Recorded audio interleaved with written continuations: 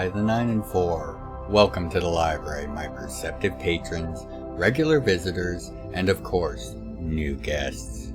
I am the Recorder, and in this entry we will continue with the fourth of our explorations, covering the Age of Valor.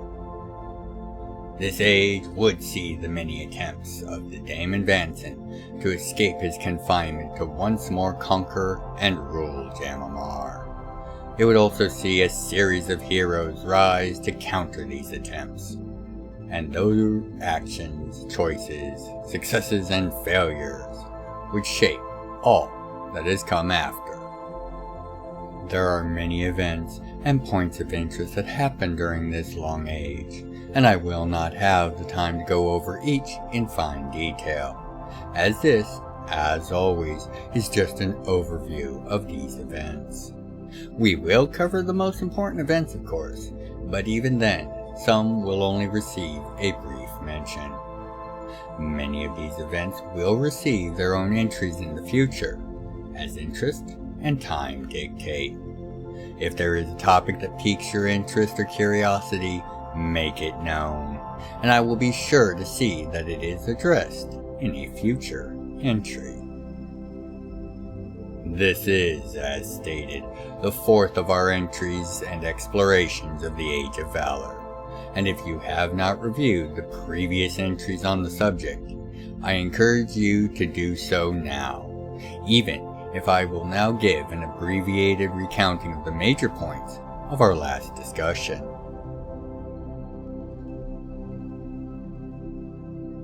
In our last entry, we saw that how after parting with Blade, who stayed behind to help his people recover from the Analar attack on the home city, our heroes made their way to the Cursed Mount and fought, snuck, and thought their way to its core, defeating the broken, cursed Kinslayer lying within.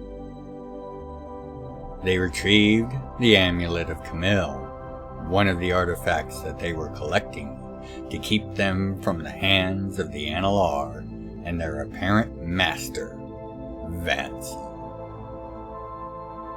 We also covered at their next stop, the legendary Dragon's Haven, they would gain new insights into the nature of their foe, and how many of those serving were doing so due to the vile taint that Vanson represented and cursed their lines and souls with. Additionally, we discussed how, before they left that bastion of Dragon Knights that was Dragon's Haven, the Platinum Knight, among the highest and most honored of their number, chose to take Ashtara Skychild under his wing to guide her on the path of the Dragon Knight. Battling their way to Polaron, our heroes found rest, research, and revelation over the next few weeks. Finally meeting the Hand of the Nine Wings, who had been their benefactor for many years now in the shadows.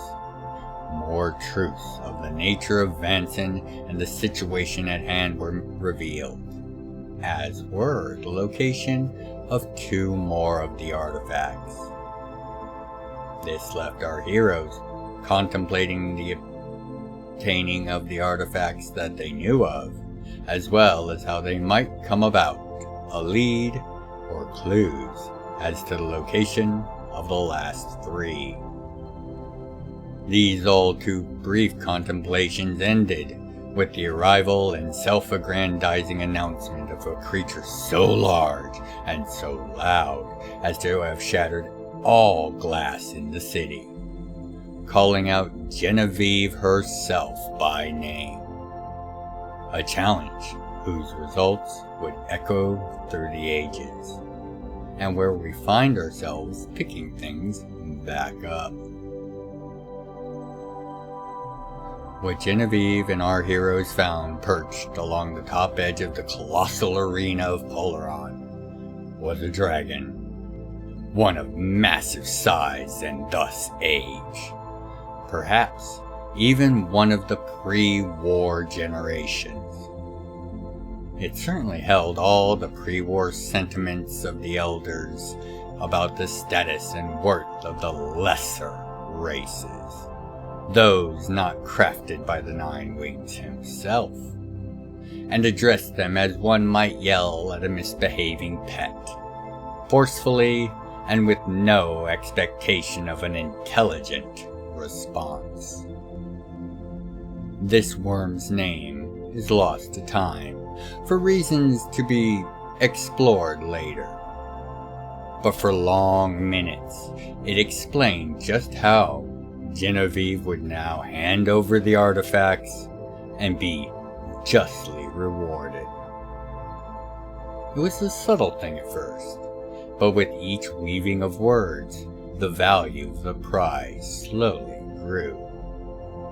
From her being made the head of her house, then the queen of all elfkind, to the sole dominion over the lands of Batonia until the stars grew cold and dark, and how all the wealth and things of her desire would be delivered onto her realm, secured by unbreakable vows to the highest of powers, as would be all matters concerning the protection and support of her realm.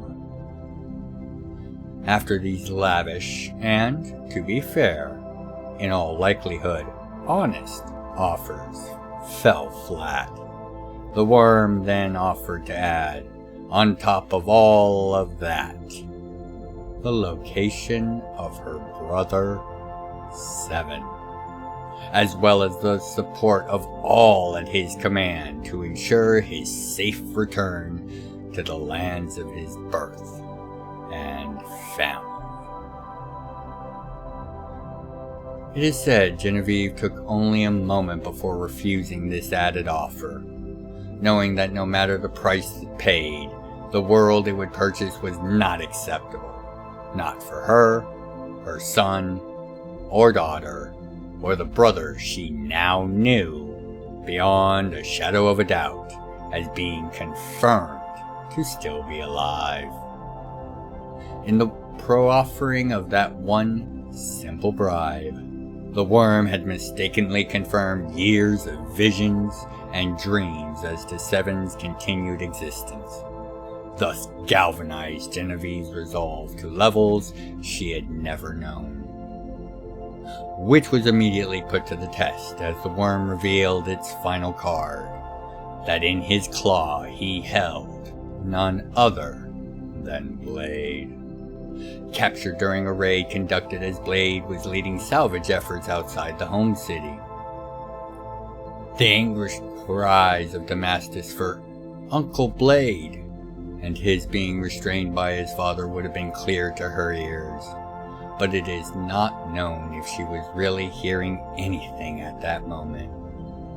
Neither veiled threat and offer to add Blade and his little island to the deal as vassals to her realm, nor the rage and confused anger of her son, husband, and other allies.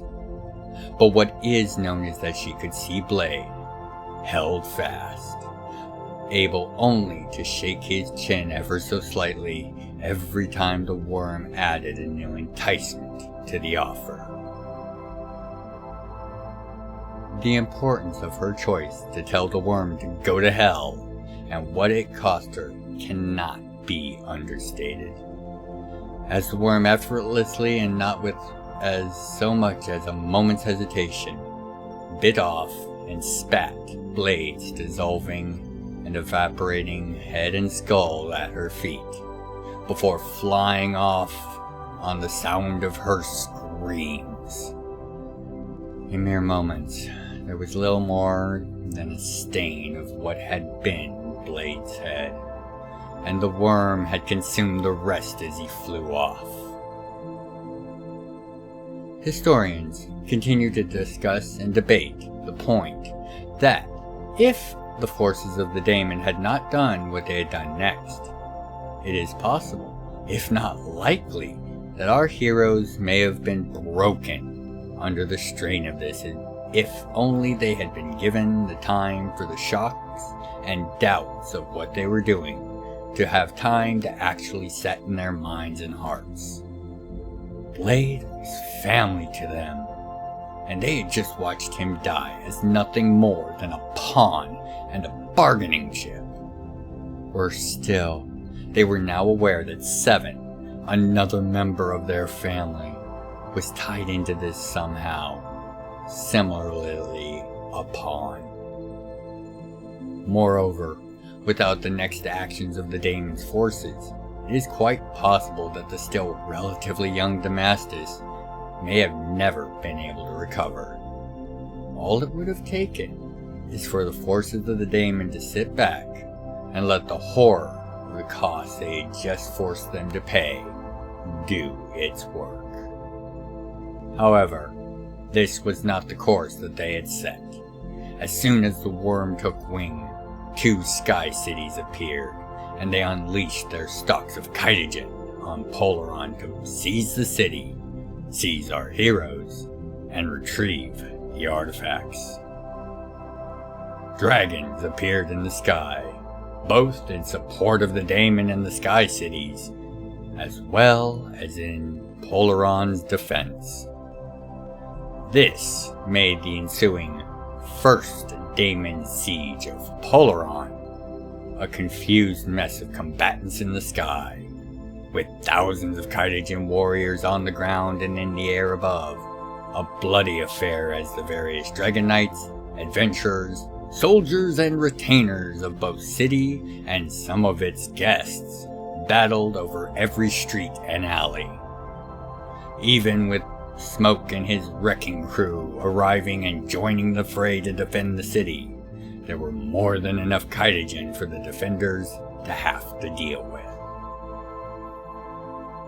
The battle raged for hours and was a close thing, but coming under attack had snapped our heroes out of any shock, torpor, or melancholy that may have been trying to take root, and thus they led a counterattack, boarding and laying assault to one of the sky cities, eventually damaging its power systems to the point of self-destruction.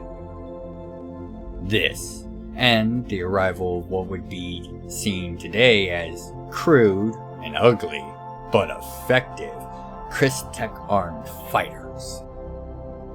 The tide of the battle was turned. The newest of combatants, of course, being of the Reviver Order, and those few operational weapon systems and war machines as they had. They managed to bring the second Sky City down as it attempted to fly away in retreat. And the salvage operations on both cities, now ruined and laying on the ocean floor, would bring profits and wealth to Polaron for ages. It would take weeks, if not months, to repair and total the cost in lives and material. But once more, the so-called lesser races proved triumphant over the sky cities of the Analar and their draconic allies. However, as our heroes noted as they battled through the city that they brought down, these Analars seemed far less potent than the legends and their previous evidence would suggest. Perhaps service to the Daemon had ruined their power. No one was certain, but it was at this point the younger races first caught a glimpse of what the cost for having summoned the Daemon Vanson had been for the Analar, and how they were not, if less terrifying, they were definitely less impressive than those of their progenitors. It is also of note that our heroes were not found after this battle, for they were still inside the city when it blew apart. Of those aware of them, not as heroes of destiny, but as adventurers par excellence, the thought that they had died bringing down such a target was seen as a noble, if not too early of an end for talents such as them. However, such thoughts were quickly quashed, as the bookkeepers around Polaron laid odds on our hero's death at 100 to 1 against. A subtle thing, but most in the city know that the bookies are on the inside track of things, as their profession demands. So it was quickly accepted that they had not perished, but likely escaped by means unknown to them at the time. And escape they had, through one of the very Analar gates they'd so recently been made aware of. It appeared that each city had at least one, if not many, of the devices, and having found one as they were escaping the devastation they wrought in the power core, our heroes quickly activated it to a series of coordinates that Damasted had uncovered in his research. When he had first seen them, they were but a jumble of numbers, symbols, and glyphs. But after having the gates explained, and now seeing one in person, Damascus was more than capable of activating the gate and allowing them to escape. Less clear, however, was where exactly they had escaped to, as the information relative to the coordinates was that it was where the Analars sent letters of state and import. And thus, for all our heroes knew, they had just fled into a glorified mail deposit. Or worse, and far more likely, an Analar stronghold. Standing on the surface of a small planetoid, floating in what appeared to be interplanar space, with the dim glow of something beyond the horizon in one direction. The gate closed and no controls on this side to use. Our heroes looked around, stopped, and took stock of their situation. They had stopped the attacks on Polaron, and, by not being there themselves, impetus for further attacks seemed unlikely. The artifacts were safe, and before their departure to attack the Sky City, they had added the Slab of Light to their collection, a gift from the city of Polaron and the gnome that led it. This left 2 slabs, air and time. Like the Slab of Time, the last 2 of the 3 artifacts of the original heroes were without leads or clues as to their location. If this was all that was to be considered, then all might be considered well. But this was not at all important to the young Damascus. Standing on an alien planetoid, fighting a battle he is just old enough to begin to understand not only the beginnings of, but the importance of, and having just lost his beloved uncle in its pursuit. Like most children might be expected to, he raged at the endless expanse of multi-hued interplanar space, at how it wasn't right or fair, and how he would save Blade. He would bring him back. Eventually, the young man who had been allowed to vent his grief and anger by his onlooking parents and allies, shaking and still silently sobbing, began to sink to his knees. Before his knees touched the ground, however, he stood suddenly, as if pulled upright, and looked at his friends and family, and announced that in the direction of that light, there were people, and they just sent a psychic invitation for them to join for a meal and discussion of matters of import and affairs of critical nature to them. Damascus said the mind or minds that had sent this message were strong in a way he had never felt, but held no malice or ill intent, and if anything, excitement colored with relief would be the tones and undertones that he could discern. After discussing the fact that this was likely some sort of trap or other sort of trickery, they took their time in gathering and readying their gear, discussing and planning, but eventually began to make their way towards that soft glow over the horizon of this tiny planetoid, and whatever its residents had in store for them. What awaited them in the large temple-like structure they saw and approached will be revealed in our next entry on the Age of Valor, as this is where we shall bring things to close for this entry. I want to thank each and every one of my perceptive patrons, regular visitors, and of course new guests of the library for your continuing interest in the realms of Jam'mar.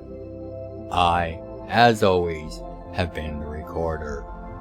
And until you make your way back to the library for your next entry, by the 9 and 4, be well, take care of yourselves and each other. If you'd like to contribute to the further exploration and explanation of the realms, please consider leaving a comment, a like, and sharing the video around. I read all the comments and make efforts to reply to each. Thank you for helping to grow the channel, and know I look forward to each and every one of your comments. Other methods of support can be found in the channel's description. Thank you for watching.